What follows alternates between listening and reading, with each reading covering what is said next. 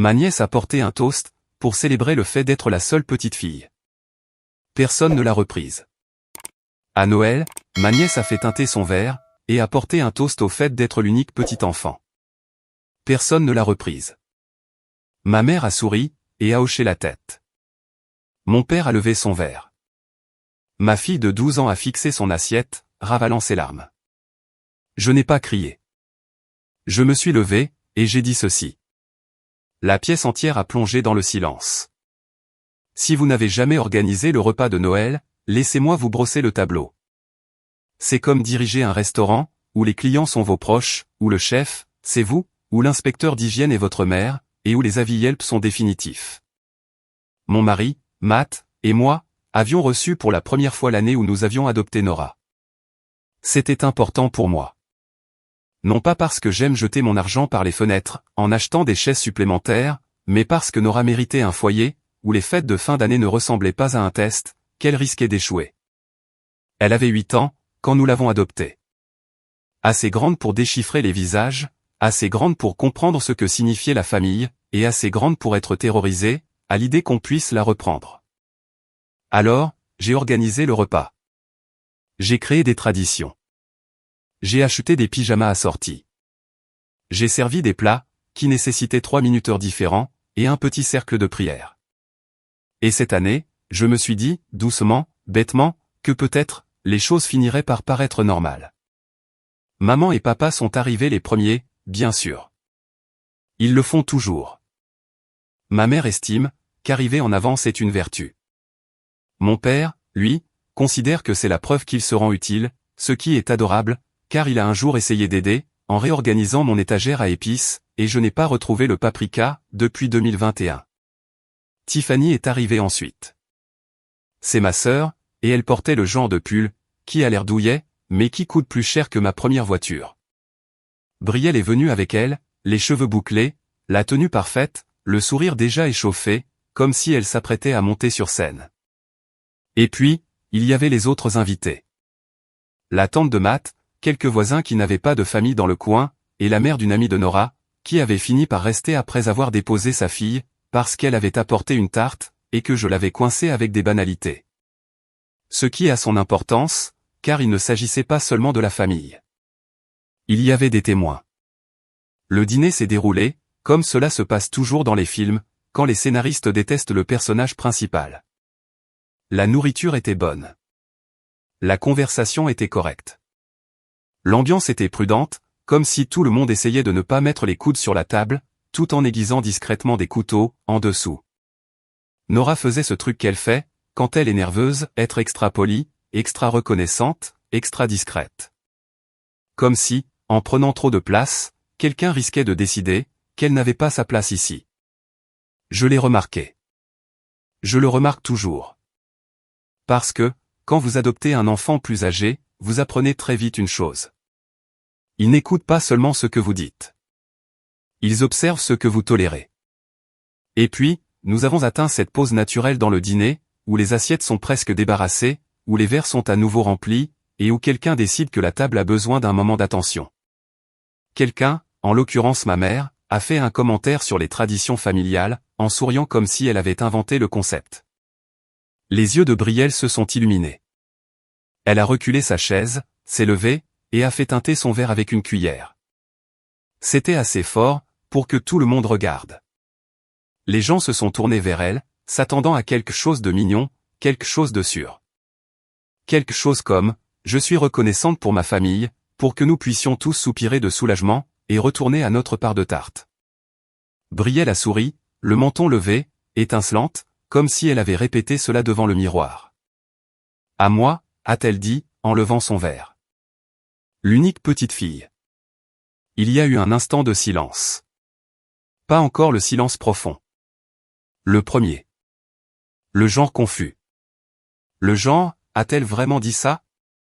Quelques personnes ont gloussé par automatisme, puis se sont arrêtées, comme pour attendre qu'un adulte vienne corriger la situation. Parce que c'est ce qu'un adulte normal ferait. Il rirait d'un air gêné, et dirait, « Oh chérie, tu n'es pas la seule. » Mais ma mère a souri, et a hoché la tête, comme si Brielle venait de réciter une déclaration historique. Mon père a levé son verre, sans la moindre hésitation. Tiffany s'est adossée à sa chaise, le sourire aux lèvres, sans rien dire. Et c'est à ce moment-là, que l'atmosphère de la pièce a basculé. Pas à cause de Brielle. Les enfants disent des choses ridicules, tout le temps. Ils disent tout haut ce qui devrait être pensé tout bas. Ils testent les limites. Ils provoquent l'autorité. Ce qui rend la chose mortelle, c'est quand les adultes la récompensent. Nora n'a pas pleuré. Elle n'a pas halté. Elle n'a pas reculé sa chaise, de façon dramatique. Elle s'est juste figée. Ses yeux sont tombés sur son assiette, comme si elle contenait soudainement le sens de la vie. Ses mains se sont crispées sur sa serviette, ses épaules se sont verrouillées, comme si elle essayait de se maintenir en un seul morceau, à la seule force de ses muscles. Et je l'ai vu. J'ai vu le moment exact, où elle a décidé de ravaler ses sentiments, pour ne mettre personne mal à l'aise. Matt l'a vu aussi. Sa mâchoire s'est contractée. Il m'a regardé, sans rien demander, en attendant, tout simplement. Parce qu'il me connaît. Il connaît la version de moi, qui laissait autrefois couler les choses. Il sait aussi, que cette version de moi est morte, à peu près au moment où j'ai signé les papiers d'adoption, et où j'ai réalisé que je passerais le reste de ma vie à choisir Nora, à voix haute, et de manière délibérée. Je me suis levé. Pas vite. Pas de façon dramatique. Juste debout. De la façon dont on se lève, quand on a pris une décision, et que le corps ne fait que suivre. J'ai pris mon verre, et j'ai attendu, juste assez longtemps, pour que tout le monde soit obligé de me regarder. La pièce a cessé de bouger. Même ma mère a arrêté de mâcher, un événement si rare, qu'il aurait dû être documenté. Je n'ai pas crié. Je n'ai pas pleuré. Je n'ai pas fait de discours. J'ai dit d'un ton égal, c'est comme le sable. J'aimerais proposer un toast, moi aussi. À la clarté. Si elle n'est pas de la famille, vous ne l'êtes pas non plus. Les manteaux sont près de la porte. Quiconque est d'accord avec ce qui vient d'être dit, peut partir. Et puis, j'ai reposé mon verre. Délibérément. Comme un point final. La pièce entière est devenue silencieuse. Pas un silence gêné. Pas un silence confus. Le genre de silence, où l'on peut entendre les pensées de quelqu'un, gratter contre son propre crâne. Le sourire de ma mère a vacillé en premier. Sarah, a-t-elle dit, avec cette voix douce, et fausse. Oh, pour l'amour du ciel. C'était une blague. Le visage de mon père s'est durci. Tu ne peux pas nous jeter dehors, a-t-il lancé, comme si j'avais essayé de le bannir de l'état. Les yeux de Tiffany ont lancé des éclairs. Tu es sérieuse? A-t-elle craché. Tu gâches Noël pour un toast? Pour un toast. Comme si la dignité de mon enfant n'était qu'un apéritif. Je n'ai pas argumenté. Argumenter, c'est ce que font les gens, quand ils pensent qu'il y a quelque chose à négocier. J'ai répondu une seule fois, d'un ton plat et bref. Pas dans ma maison. Puis, je me suis tourné vers l'entrée, j'ai fait un geste vers les manteaux, et j'ai ouvert la porte d'entrée. L'air froid s'est engouffré, le genre d'air, qui vous rend soudainement conscient de votre propre respiration. Si vous êtes d'accord, ai-je répété, vous partez. La bouche de maman s'est ouverte, fermée, et ouverte à nouveau. Papa s'est levé, sa chaise raclant le sol, d'une manière qui a fait tressaillir mon voisin. Brielle avait l'air confuse, offensée même, comme si elle ne comprenait pas pourquoi le monde ne l'applaudissait pas. Tiffany s'est levée d'un bond, attrapant son sac à main, comme si c'était une armure. Ils ont commencé à se disputer, tout en bougeant, se plaignant, protestant, faisant ce que font les gens, quand ils n'obtiennent pas ce qu'ils veulent, faire du bruit, pour vous punir de ne pas céder. Mais ils avançaient quand même. Parce que la chose intéressante avec un renversement de pouvoir, c'est que ça ne nécessite pas leur accord. Ça nécessite juste d'aller jusqu'au bout. Quelques autres invités restaient figés. La tante de Matt avait l'air de vouloir ramper sous la table. Un voisin fixait ses genoux, honteux. Nora n'avait toujours pas levé les yeux. Et puis, la scission a eu lieu. Certaines personnes sont restées. Silencieusement. Ils n'ont pas dit un mot. Ils n'ont pas défendu le toast de Brielle. Ils n'ont pas défendu mes parents. Ils sont juste restés. Comme s'ils s'étaient souvenus que ce n'était pas un club de débat. C'était ma maison. Maman, papa, Tiffany et Brielle ont marché dans le froid. La porte s'est refermée derrière eux. Le bruit avait disparu. Et le silence qui a suivi n'était pas vide. Il était maîtrisé. Je suis retourné vers Nora, immédiatement. Pas de tour d'honneur. Pas de discours triomphal. Juste moi, retournant vers la personne qui comptait vraiment. Je me suis accroupi à côté de sa chaise, et j'ai doucement touché sa main. Matt s'est approché de l'autre côté, une présence solide. Nora a cligné fort des yeux. Ses yeux étaient brillants. Elle refusait toujours de lever la tête, comme si le contact visuel risquait de faire couler ses larmes. Et, ai-je dit doucement, avec le ton que je réserve aux égratignures et aux cauchemars. Tu n'as pas besoin de te faire toute petite. Elle a dégluti. Matt a prononcé une seule phrase, si basse, que nous seuls pouvions l'entendre. Tu es à nous. Pour toujours. Les épaules de Nora se sont détendues d'1 millimètre. Ce n'était pas de la magie. Ce n'était pas une guérison. C'était juste la sécurité, qui revenait, par petits morceaux. Je me suis levé, et j'ai regardé la table. Bon, ai-je dit, forçant ma voix à redevenir normale. L'humour peint sans rire est un outil de survie. Qui veut du dessert? Parce que je n'ai pas préparé de tarte, pour le développement de mon karma. Quelques personnes ont ri nerveusement, quelqu'un a expiré, quelqu'un a hoché la tête, et nous avons continué. Pas comme si de rien n'était, mais comme si quelque chose s'était passé, et que nous avions choisi Nora, de toute façon. Plus tard dans la soirée, après que les invités restés soient enfin partis, après que les assiettes aient été empilées, après que Nora ait été bordée dans son lit, avec sa couverture préférée remontée jusqu'au menton, mon téléphone a vibré. Puis a vibré encore. Et encore. Quelques jours plus tard, le premier texto désespéré est arrivé. Et puis un autre. Et encore un autre. Cela n'a pas commencé à ma table de Noël. C'était juste la première fois que c'était dit à voix haute, avec une cuillère contre un verre, et des adultes souriants, comme s'ils regardaient quelque chose d'adorable.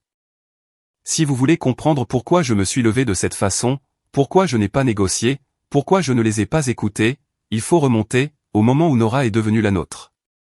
Nora avait 8 ans, quand nous l'avons adoptée. 8 ans, c'est un âge cruel pour recommencer sa vie, parce qu'on est assez vieux pour comprendre ce qui se passe, mais encore assez jeune, pour croire que chaque mauvaise chose est de notre faute. Elle ne nous est pas arrivée, comme une page blanche. Elle est arrivée avec une politesse silencieuse, et bien rodée, qui ressemblait à de bonnes manières, jusqu'à ce que l'on réalise, que c'était de la peur. La peur de prendre de la place. La peur de trop demander. La peur d'être renvoyé. Matt et moi ne sommes pas tombés dans l'adoption, comme dans une jolie story Instagram. C'était de la paperasse, des réunions, des dates d'audience, et ce genre d'attente, qui vous donne l'impression de demander la permission d'aimer un enfant. Je me souviens du jour où nous avons enfin reçu l'appel. Nous étions assis dans la voiture, devant le palais de justice, les mains serrées l'une dans l'autre, à en avoir mal. Nora était sur la banquette arrière, portant une robe qu'elle avait choisie elle-même, parce qu'elle disait que ça lui donnait un air officiel. Elle n'arrêtait pas de lisser le tissu, comme si elle pouvait repasser son anxiété, avec la paume de ses mains. Je l'ai regardée, et j'ai murmuré, quoi qu'il arrive, on ne la laisse jamais penser, qu'elle est temporaire. Matt n'a même pas hésité. Elle n'est pas temporaire. C'était la promesse. Choisie, ça veut dire permanente. Mes parents ont eu 4 ans, pour s'adapter à cette promesse. 4 ans, ce n'est pas une période de transition. 4 ans, c'est un mode de vie. Et pourtant, ils ne se sont jamais vraiment adaptés. Ce n'était pas toujours une grosse insulte, évidente. C'était du goutte à goutte, le genre de choses que l'on peut ignorer, si l'on est assez fatigué. Comme la première fois, où ma mère a présenté Brielle à l'une de ses amies, et a dit fièrement, « Voici ma petite fille ». Puis, elle s'est tournée vers Nora, et a ajouté, « Et ça, c'est la gamine de Sarah. » Pas mon autre petite fille. Même pas le prénom de Nora. La gamine de Sarah. Comme si elle était un colis, que j'avais apporté par erreur. Je l'ai corrigé poliment, parce que je suis une femme, et que j'ai été entraînée depuis ma naissance, à arrondir les angles, comme si c'était mon travail. Maman, ai-je dit avec un petit rire. Nora est ta petite fille aussi. Ma mère a répondu par un rire, et papa a haussé les épaules, comme si cela ne le regardait pas, alors que c'était littéralement son rôle, d'être un grand-père. Tiffany n'a rien corrigé. Elle n'en avait pas besoin. La pièce avait déjà décidé, qui comptait vraiment. Une autre fois, lors d'une réunion de famille, Nora était assise à côté de moi sur le canapé, pendant que Brielle courait dans le salon, comme si elle en était la propriétaire. Quelqu'un a demandé à ma mère combien elle avait de petits-enfants, et ma mère a fait un geste de la main vers Brielle, comme si elle présentait un prix. Une, a-t-elle dit. Nora avait 9 ans, à l'époque. C'était 5 mois après l'adoption. J'ai pensé, peut-être qu'ils ont juste besoin de plus de temps. Nora n'a pas réagi. Pas extérieurement.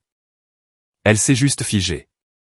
Ses yeux sont tombés sur ses genoux, et plus tard dans la voiture, elle m'a demandé, douce comme un murmure, est-ce que j'ai fait quelque chose de mal? C'est ce moment-là, qui me hante. Pas les mots de ma mère. L'instinct de ma fille, à se blâmer elle-même, pour la cruauté de quelqu'un d'autre.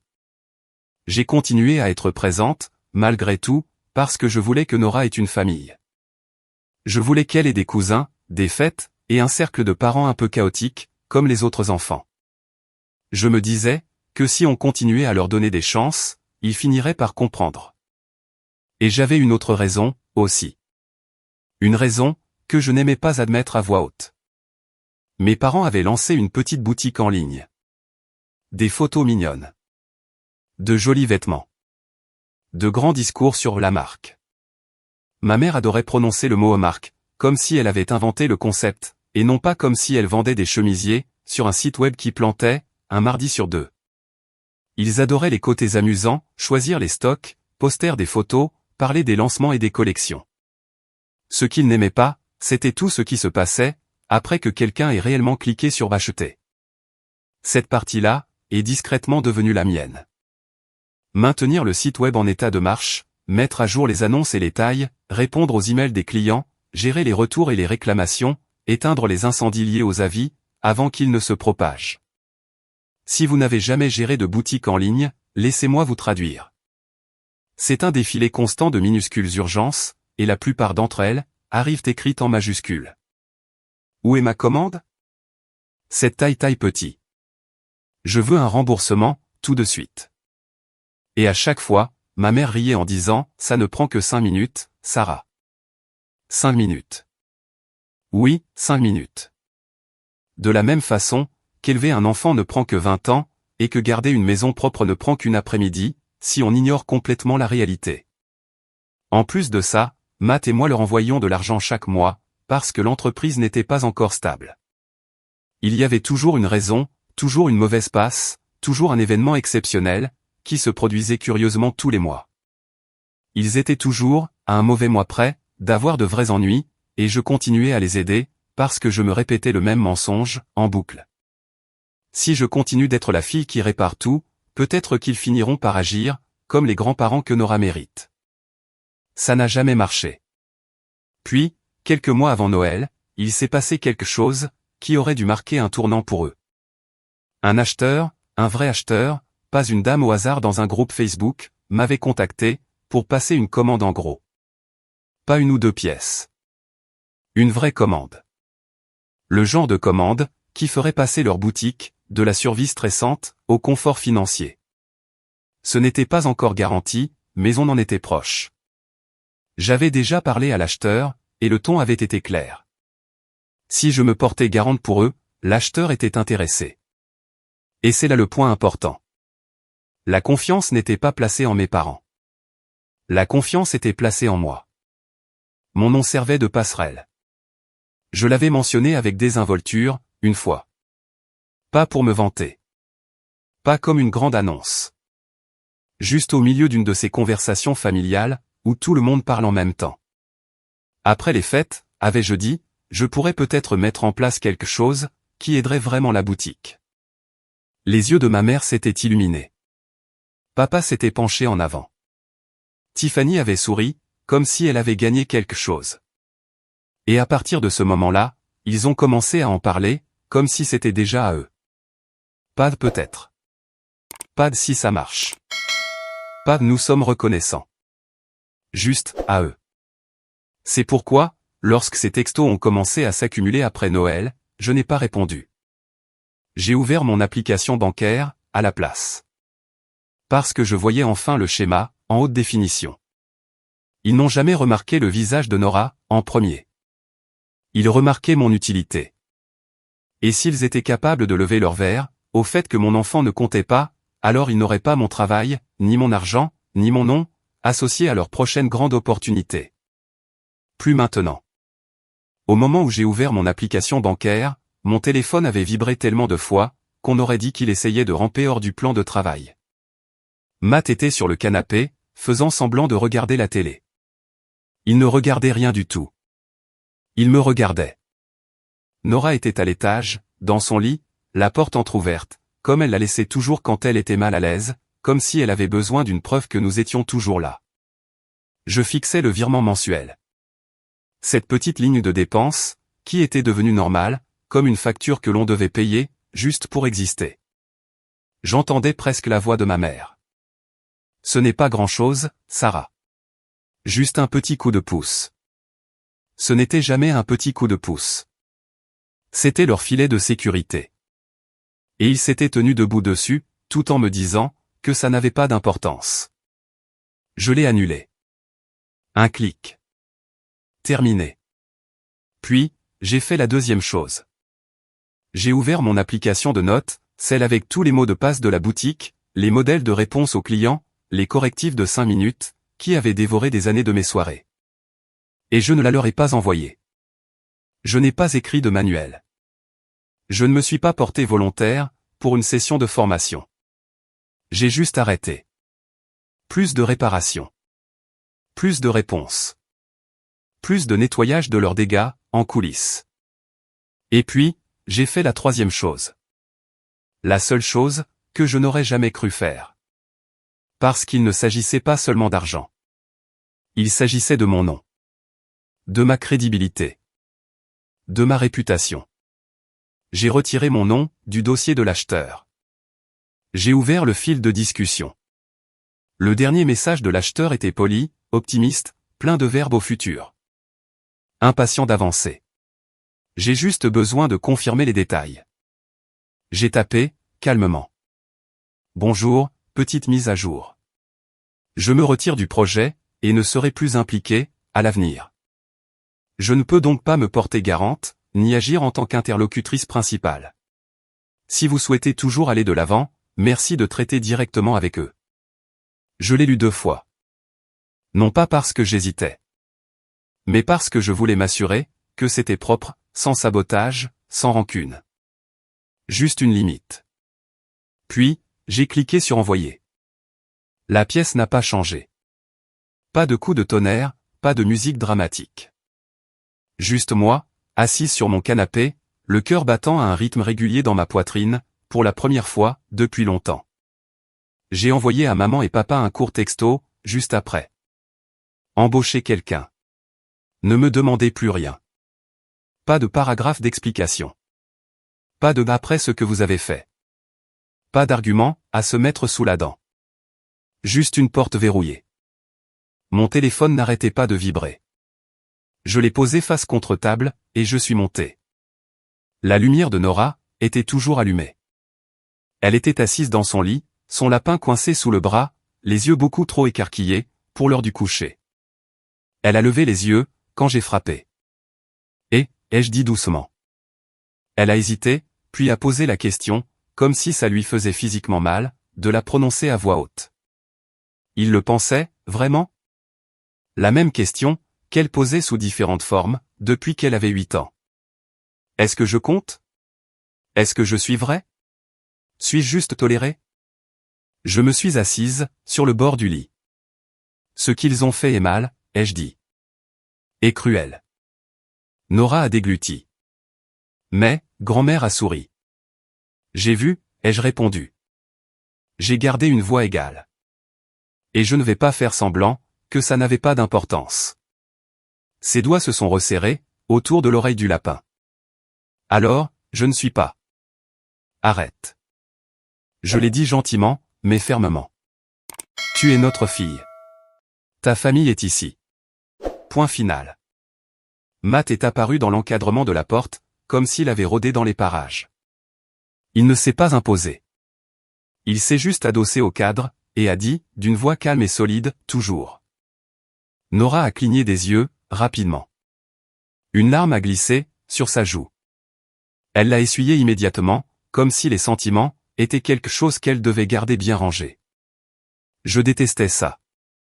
J'ai essuyé sa larme, avec mon pouce. Tu n'as pas besoin de te faire petite, ici, ai-je dit. Tu n'as pas besoin de mériter ta place. Elle a hoché la tête, mais c'était un hochement tremblant, comme si elle essayait d'y croire. Et je savais de quoi elle avait besoin, bien plus que d'un autre discours. Elle avait besoin de preuves. Alors, je me suis levé, et j'ai dit, essaie de dormir. Demain est à nous. En bas, le téléphone vibrait encore. Cette fois, j'ai regardé. Papa, où est le virement maman, réponds à ton téléphone Tiffany, tu nous as humiliés maman, il faut qu'on parle papa, appelle-moi maintenant. Je n'ai pas répondu. Je les ai laissés s'accumuler, car voici la vérité, à propos de la pression. Elle ne fonctionne, que si vous la laissez entrer, dans votre maison. Le texto suivant, est arrivé 1 heure plus tard, et ce n'était pas à propos de Nora. C'était encore à propos de l'argent. Papa. Il nous manque de l'argent, ce mois-ci. Papa. Ce n'est pas drôle. L'email de l'acheteur est arrivé le lendemain matin. Pas pour moi. Pour eux. Je le sais, parce que maman me l'a transféré, comme s'il s'agissait d'une pièce à conviction, lors d'un procès. L'objet aurait tout aussi bien pu être, c'est de ta faute, l'acheteur. Nous ne sommes à l'aise pour avancer, qu'avec Sarah comme interlocutrice. Merci de nous faire savoir, si elle restera impliquée. Le message de ma mère, en dessous, disait simplement, qu'est-ce que tu as fait? Je l'ai fixé pendant un long moment. Pas parce que je me sentais coupable, mais parce que c'était tellement, parfaitement fidèle à leur image. Ils n'ont pas posé de questions sur Nora. Ils n'ont pas demandé, pourquoi j'avais tracé cette limite. Ils n'ont pas demandé pardon. Ils ont demandé, ce que j'avais fait. Parce que leur monde, avait toujours été construit, sur ce que je pouvais faire pour eux. Puis, mon téléphone a sonné. Finalement, j'ai répondu. Sur haut-parleur. Parce que Matt était à mes côtés, et que je voulais que tout soit fait ouvertement, dans ma propre maison. La voix de maman a éclaté, comme si elle avait retenu sa respiration. Sarah, tu es folle? La voix de papa a suivi immédiatement, lourde et furieuse. Tu ne peux pas faire ça. J'ai gardé une voix calme. L'humour peint sans rire, est plus facile que les larmes. Bonjour à vous aussi. C'est sérieux, a lâché maman. Cet acheteur, Sarah, ça change tout. Cet acheteur n'est pas plus important, que ma fille, ai-je dit. Un instant de silence. Puis maman a essayé la première approche, celle qu'elle utilisait toujours, quand elle voulait effacer la réalité. C'était une blague, a-t-elle dit rapidement. Brielle était. Était juste idiote. Tu sais qu'on aime Nora. Papa a grogné. Tu réagis de manière excessive. J'ai fixé le mur pendant que je parlais, car si j'imaginais leur visage, je risquais de perdre le calme, pour lequel je m'étais battu. Vous avez levé votre verre, ai-je dit. Ce n'était pas une blague, pour Nora. La voix de maman est devenue tranchante. Ne déforme pas les choses. Je ne déforme rien, ai-je répondu. Je répète ce qui s'est passé. Papa a essayé la deuxième approche, celle qui fonctionnait avant, parce qu'on m'avait entraîné à tressaillir. Nous sommes tes parents, a-t-il dit. Nous t'avons élevé. Tu nous es redevable. J'ai failli rire. Pas parce que c'était drôle, mais parce que c'était prévisible. On ne vous doit pas, une relation avec mon enfant, ai-je dit. Maman a inspiré brusquement. Alors, tu nous punis. Non, ai-je dit. Je la protège. Puis est venue la troisième approche. La panique. La voix de papa s'est fissurée sur les bords de la colère. Cet acheteur, c'est une commande de gros, Sarah. C'est la stabilité. C'est de l'argent. J'ai terminé sa phrase, pour lui. La voix de maman est devenue suppliante en un instant, comme si elle avait actionné un interrupteur. Rappelle-les, s'il te plaît. Dis-leur que tu es toujours impliqué. S'il te plaît. Répare ça, tout simplement. On en a besoin. Et voilà. Pas d'excuses. Une exigence, enveloppée de désespoir. Ils n'en croyaient pas leurs oreilles, parce que dans leur esprit, j'étais le système de soutien automatique. Je n'étais pas censé me retirer. Je n'étais pas censé dire non. Je n'étais pas censé choisir mon enfant, plutôt que leur confort. Tu l'as vraiment fait, a chuchoté maman, comme si elle goûtait à la trahison. Tu as vraiment annulé. Je me suis retiré, ai-je corrigé. Je ne suis plus lié à vous. Le ton de papa est monté. Tu n'en as pas le droit. J'en ai tout à fait le droit, ai-je répondu, toujours calme. Parce que c'était mon nom, qui était en jeu. Maman a réessayé, plus doucement. Nous aimons Nora. Vous aimez l'accès que je vous donne, ai-je dit. Vous aimez mon aide. Vous aimez mon argent. Vous aimez ce que je peux faire. Ce n'est pas juste, a-t-elle sifflé. J'ai laissé ma voix devenir complètement plate. La dignité de Nora n'a pas de prix, ai-je dit. Vous n'avez pas le droit de l'effacer, et de continuer à encaisser mes chèques. Silence. Puis papa a dit, amèrement, tu vas vraiment nous détruire. J'ai pris une grande inspiration. Je vais vraiment être la mère de Nora, ai-je dit. C'est ça, mon travail. Pas de vous sauver. Maman s'est remise à parler, vite, frénétiquement, essayant de remplir l'air avec des mots, comme si des mots pouvaient m'émouvoir. J'y ai mis fin. J'ai raccroché. Sans claquer le téléphone. Sans drame. J'ai juste raccroché. Mon téléphone a immédiatement sonné, à nouveau. Je l'ai mis en sourdine. Puis, j'ai posé le téléphone, et je suis monté, voir comment allait Nora. Parce que c'était ça le plus important, et je n'allais pas laisser leur panique devenir sa nouvelle berceuse. Une semaine plus tard, des membres de la famille ont commencé à prendre des nouvelles. Vous voyez le genre. Des gens qui ne vous ont pas parlé depuis 5 ans, et qui s'investissent soudainement, et profondément, dans votre bien-être émotionnel, dès l'instant où il y a du drame à se mettre sous la dent. Tante Diane a appelé en premier. Ma chérie, a-t-elle dit, avec une voix sirupeuse. Ta mère est hors d'elle. Je ne lui ai pas laissé le temps de s'échauffer. Ils ont levé leur verre, au fait que mon enfant ne comptait pas, ai-je dit. Silence. Puis, d'une toute petite voix, oh. Ce beau a voyagé plus vite que n'importe quelle discussion de groupe familial. Bien sûr, maman et papa avaient préparé leur propre version. Tiffany les a aidés. Dans leur histoire, j'étais instable. Dramatique. Cruel. J'avais saboté l'entreprise familiale. J'avais détruit leur avenir. J'avais fait capoter l'accord avec l'acheteur, par pure méchanceté. C'est amusant de voir à quel point leur histoire faisait de moi la méchante, mais ne demandait jamais pourquoi une enfant de 12 ans fixait son assiette en essayant de ne pas pleurer. Quand les gens me demandaient ce qui s'était passé, je n'écrivais pas de dissertation. Je ne donnais pas d'explication pendant 15 minutes. J'utilisais une seule phrase.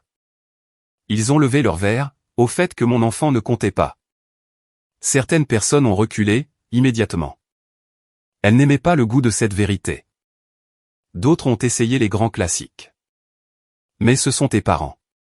C'est la famille. Tu ne peux pas garder rancune. Je ne débattais pas. Je répétais simplement la même phrase. Parce que si les gens veulent que vous soyez la personne la plus mature, cela signifie généralement qu'ils veulent que vous soyez un paillasson bien plat. Puis, maman et papa se sont présentés à ma porte. Pas frénétique, cette fois. Maîtrisé. Répété. Comme s'ils s'étaient entraînés dans la voiture.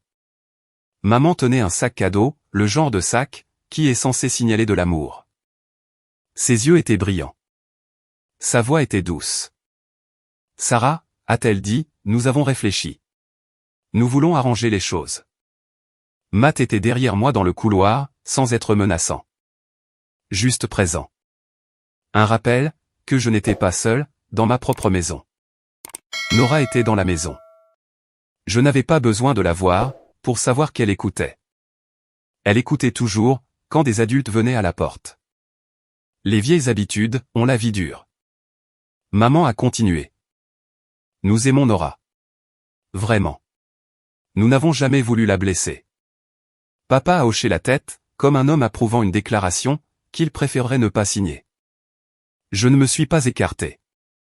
Je ne les ai pas invités à entrer. J'ai juste attendu. Parce que je savais ce qui allait arriver. J'avais vécu ce cycle toute ma vie.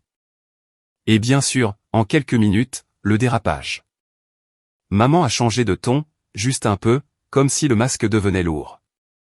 Et à propos de l'acheteur, a-t-elle dit prudemment. Sarah, tu dois comprendre ce que tu as fait. La mâchoire de papa s'est contractée. C'était tout pour nous, a-t-il dit. Et voilà. Pas, comment va Nora? Pas, nous avions tort. L'acheteur. Maman s'est précipitée, les mots affluents, maintenant que le vrai sujet était sur la table. Rappelle-les, tout simplement. Dis-leur que tu es toujours impliqué. Tu peux encore arranger ça. J'ai laissé le silence planer, un instant. Puis, j'ai dit doucement, c'est donc pour ça, que vous êtes là. Les yeux de maman ont lancé des éclairs. Non. Si, ai-je répondu. Vous n'êtes pas venu pour parler de Nora. Vous êtes venu, pour parler de votre argent. La voix de papa s'est durcie. Ne nous parle pas comme ça. C'est vous qui me parlez comme ça, ai-je dit. Sur le pas de ma porte. Maman a essayé de s'adoucir à nouveau, car elle sentait que la situation lui échappait. Sarah, ma chérie, nous sommes une famille. Vous avez porté un toast, sur le fait que Nora n'en faisait pas partie, ai-je répondu. La bouche de maman s'est pincée. Tu sais très bien, ce que nous voulions dire. Et voilà, leur véritable conviction, qui glissait comme un couteau. J'ai gardé ma voix calme. Je sais exactement, ce que vous vouliez dire, ai-je dit. C'est pour ça, que vous êtes dehors. Papa a fait un pas en avant, comme s'il voulait détruire cette limite, au bulldozer. Nous avons besoin de toi. Je n'ai pas bougé. Je n'en avais pas besoin. Non, ai-je dit. La voix de maman est devenue perçante, toute douceur ayant disparu. Alors, tu vas nous laisser tout perdre? Je l'ai regardé droit dans les yeux. Je vais laisser Nora garder sa paix, ai-je dit. Puis, j'ai fait la chose la plus simple au monde. J'ai fermé la porte. Sans la claquer. Je l'ai juste fermée. À l'intérieur, je suis resté dans l'entrée un moment, respirant, laissant mon cœur ralentir. Du couloir, la petite voix de Nora a flotté. Ils sont partis? Je me suis tourné, et je l'ai vu, jetant un coup d'œil au coin du mur, son lapin serré contre sa poitrine, comme une armure. Oui, ai-je dit. Et elle a expiré. Une expiration de tout son corps, comme si ses poumons avaient retenu cette tension, pendant des années. C'est ce moment-là, que les gens ne comprennent pas, quand ils vous disent de vous montrer plus mature. Cette expiration. C'est le prix de la paix. Et je le paierai, à chaque fois. Avance rapide. La boutique de mes parents n'a pas survécu. Pas parce que je lui ai jeté un sort.